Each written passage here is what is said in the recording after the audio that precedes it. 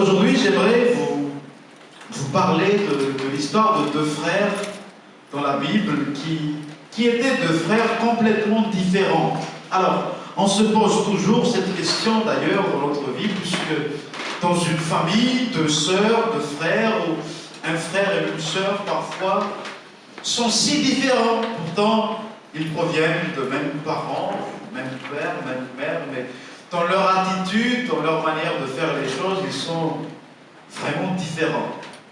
On peut voir dans une famille un frère qui réussit, qui fait bien sa vie, qui travaille, et un autre qui n'a pas réussi, qui est délinquant, qui au plus bas, quoi. C'est comme ça, et on ne comprend toujours pas comment ça se fait. Pourtant, ils ont reçu la même éducation, les mêmes conseils de leurs parents qui les aiment tous, sans distinction, mais parfois c'est comme ça.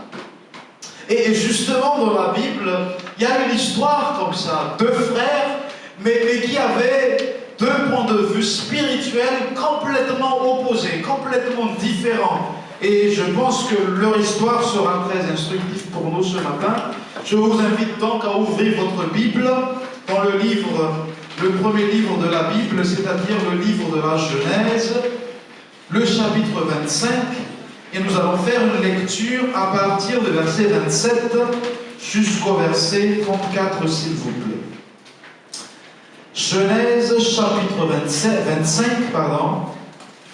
verset 27 à 34. Alors, si vous avez trouvé la référence que j'ai citée, nous allons le lire ensemble. Ses enfants grandirent. Ésaü devint un habile chasseur, un homme de la campagne, alors que Jacob était un homme tranquille qui restait sous les tentes. Isaac aimait Ésaü parce qu'il lui amenait du gibier et Rebecca aimait Jacob. Tandis que Jacob faisait cuire un potage, Ésaü revint des champs accablé de fatigue. Ésaü dit à Jacob, laisse-moi manger ce roux, de ce plat de roux, car je suis fatigué. C'est pour cela qu'on a donné à Ésaü le nom d'Édom. Jacob répondit, vends-moi aujourd'hui ton droit d'aînesse. Ésaü répondit, je vais mourir. À quoi me sert ce droit d'aînesse? Jacob dit, jure-le-moi d'abord. Il le lui jura. Il vendit son droit d'aînesse à Jacob. Alors Jacob donna du pain et du potage de lentilles à Ésaü. Il mangea et but, puis se leva et s'en alla. C'est ainsi qu'Ésaü méprisa le droit d'aînesse. Nous voyons l'histoire de Jacob et Ésaü, son frère. Alors, c'était deux frères jumeaux. Ésaü était l'aîné et Jacob le cadet. Lorsqu'on lit leur histoire, on voit qu'ils étaient nés quand même dans une famille qui avait des moyens. Isaac et Rebecca étaient les enfants d'Abraham, qui était un homme très riche. Isaac aussi, par la suite, était devenu un homme riche. Il avait beaucoup de bétail, beaucoup de biens. Donc, ces deux jeunes hommes n'avaient rien à envier aux autres par rapport dans le domaine matériel. Mais un jour, lorsque nous regardons cette histoire, il y a quelque chose qui est étonnant qui s'est passé. Un jour, Jacob, qui restait toujours à la maison, donc près de sa mère, sa maman lui apprenait certainement bien à cuisiner, donc il a cuisiné, et son frère qui revenait de la chasse avait très faim. Bon, ça nous arrive tous d'avoir faim. Mais on ne fait pas n'importe quoi lorsqu'on a faim. On ne va pas jusqu'à aller voler dans une gargote ou ici et là lorsqu'on a faim, n'est-ce pas? Bon, on a faim, on se plaint, on fait le tour de la cuisine pour regarder les choses, mais on ne va pas jusqu'à aller voler. Mais Ésaü, lorsqu'il avait faim, apparemment il avait très faim, fatigué aussi de la chasse. Il s'est approché de son frère et lui a demandé gentiment, bon allez, donne-moi un peu de lentilles, hein, un peu de pain, un peu de lentilles, j'ai très faim.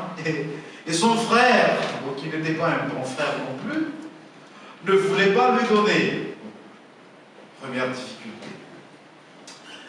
Jacob ne voulait pas donner Parce que Jacob désirait quelque chose.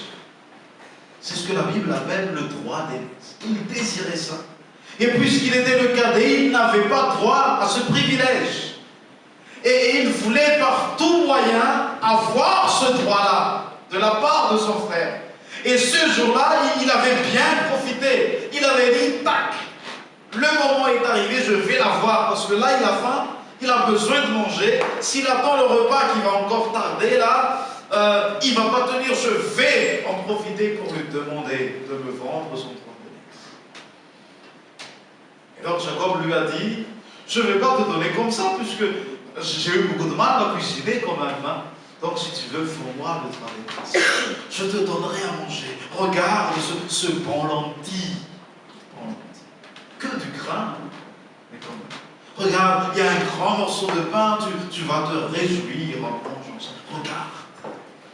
Il a tenté son frère. Et son frère, qui est si naïf et si négligent du privilège qu'il avait,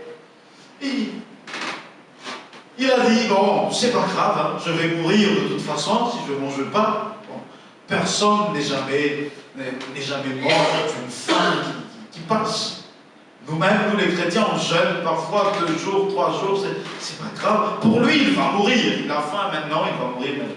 Quelle idée, hein? Et il a accepté de céder son droit d'aînesse à son frère en échange de lentilles, de pain. Et la Bible nous dit qu'il mangea et but, il se leva et s'en alla. C'est ainsi qu'il méprisa son droit d'aînesse. Il méprisa. Pour comprendre cette histoire, j'aimerais vous parler de ce droit d'aînesse dans la Bible. Dans la Bible, c'est quelque chose qui est important, surtout dans l'Ancien Testament. Parce que du droit d'aînesse découlaient 3 choses importantes. Premièrement, dans le monde où vivaient ces gens, il y avait une coutume établie qui voulait que l'aîné dans une famille remplaçait le père lorsque celui-ci est décédé. Donc c'était important, parce que c'est à lui, l'aîné, de remplacer son père dans la direction de la famille, direction morale, matérielle, spirituelle de la famille. C'est lui qui va prendre le relais. C'est important de ce point de vue.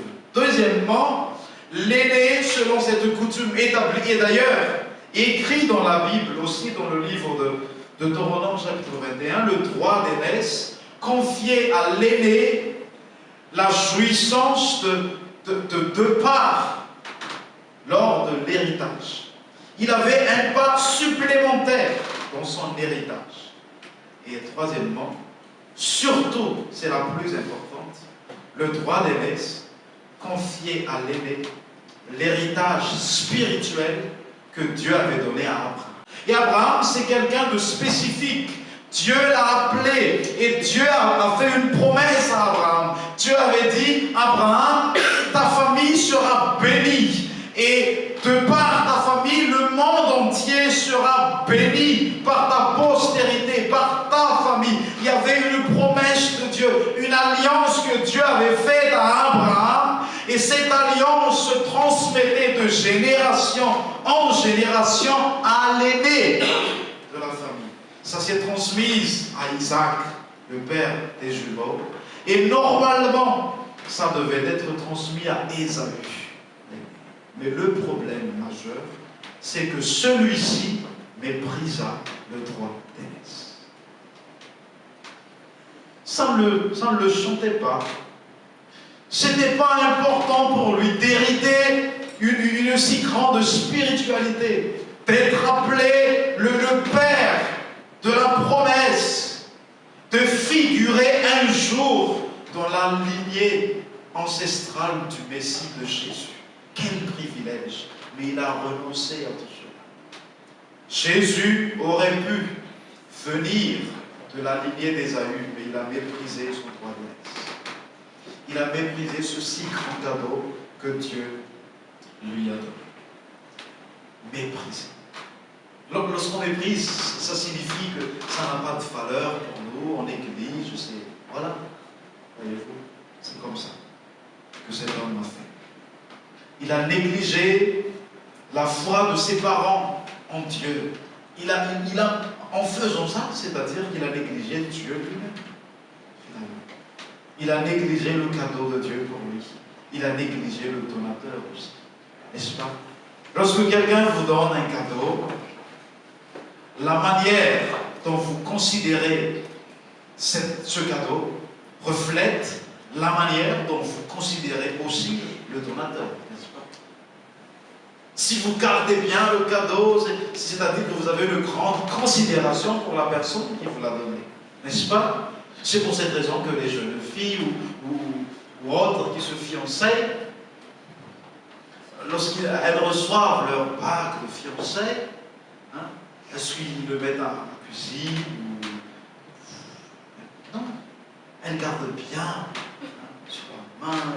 Voilà, tu vois, de se fiancer. Un jour, j'avais un prof d'anglais. Bon, et puis la prof plutôt.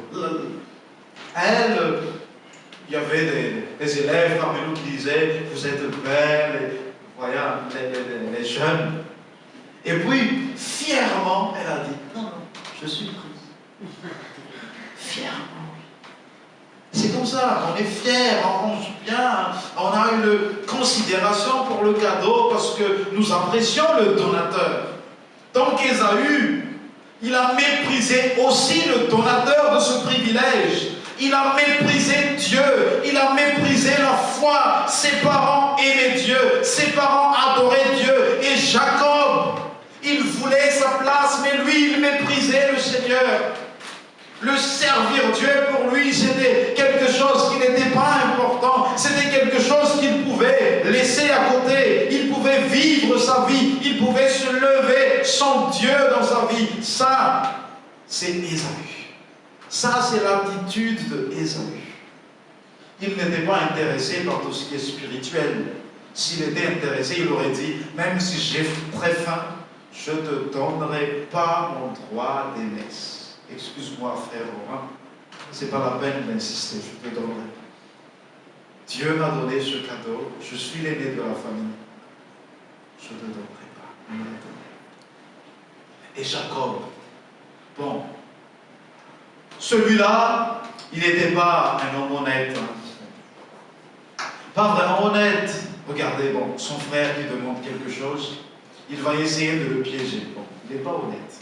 Et même par la suite, la Bible nous raconte qu'il a détourné la bénédiction de son père à sa faveur.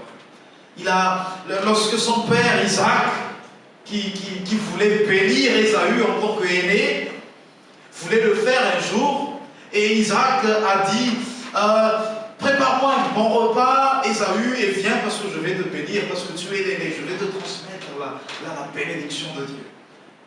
Et Jacob, qui désirait fortement ça, il avait déjà fait savoir auparavant. Et Ésaü, quand même, il a déjà vendu. Bon, quand même.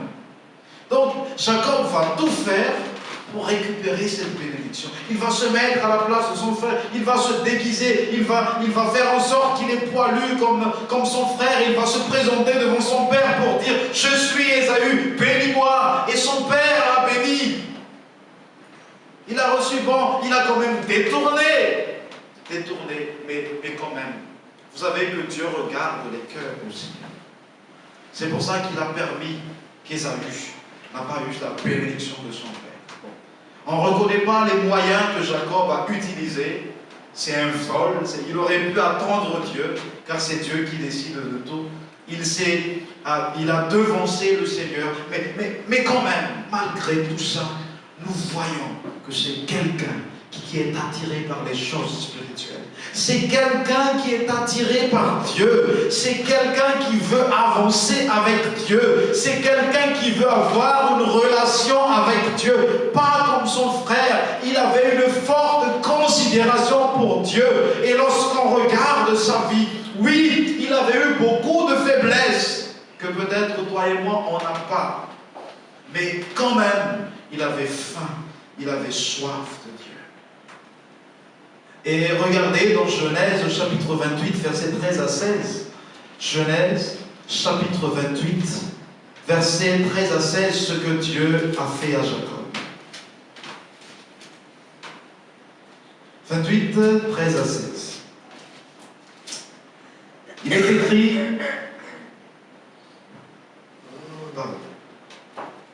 J'ai ouvert ma Bible en malgache, qui va être problématique pour certains. Allons-y. 28, chapitre 13 à 16. L'Éternel se tenait au-dessus d'elle et dit: Je suis l'Éternel, le Dieu de ton grand-père Abraham et le Dieu d'Isaac.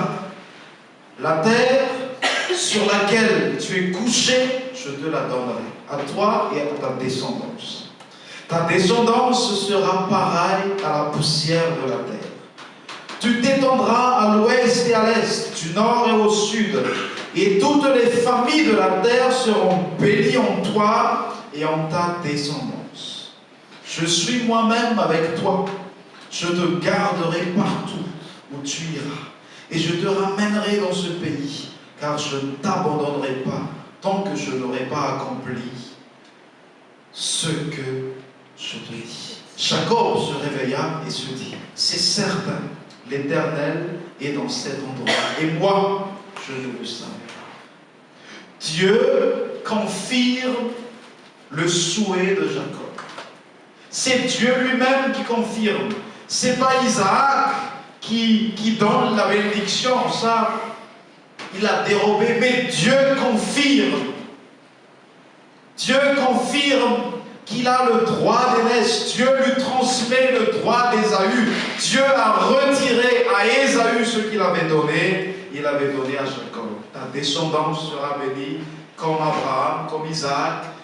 La promesse a été donnée par Dieu lui-même à Jacob, parce qu'il avait eu soif, il avait eu faim, il désirait, il avait eu une considération importante pour Dieu. Frères et sœurs qui sont présents ce matin, nous pouvons être soit comme Ésaü, soit comme Jacob. Et dans le monde chrétien, dans l'Église, il y a deux types de chrétiens. Il y a des chrétiens qui ressemblent à Ésaü.